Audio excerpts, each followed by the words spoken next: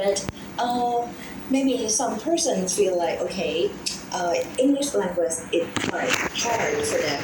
But for me, when I was a little girl, I used to learn English with translation, grammar, translation method that I did not understand much in native speaker state at that time. But luckily, I didn't leave English behind, so I improved myself in every single day. So that's why I try to design my classes to be like more than one way to motivate the student. ใครโทรหาพี่ดาให้หน่อยบอกมีกรรมการเป็นกรรมการประธาน This is show how English is necessary for their life. And I'm here to talk about how I converted my classes and workplace to be as joyful using English. ไม่มีสมาธิ During that I teaching and working, I always show them that how English is significant for their lives in many ways. First of all, English is like the language of international communication. Although English is not like the most spoken language in the world, but you know that it is official language for 33 countries around the world, and more than like by 2020, that more than 2 billion people gonna use English and study English around the world.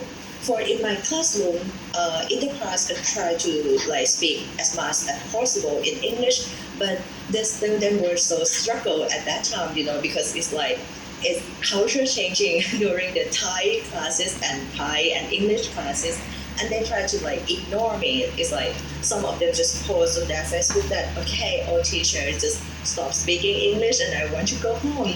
You know, when I recognize that okay, this is quite hard for me to start with them like that, so I try to speak less and encourage them more to show them how important of English it is.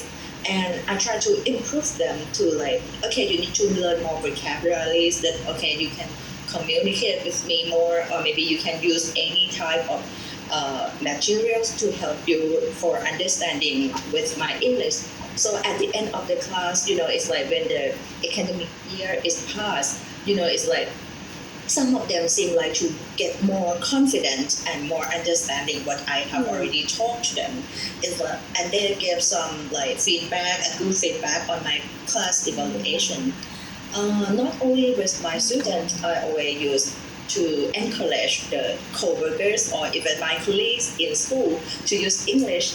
You know, I just like try to help them a lot, even they're like abstract on like thesis, or even I help a training at school. I try to help the teachers at school to get English frequency and accuracy in using English, and I want them to get a higher score on CEFR test. You know, I just start with the creating timetable and plan for them to learn English, and maybe some of Thai teachers, you know, like okay, they fear of English, and they have lots of excuses that okay, I don't want to use English.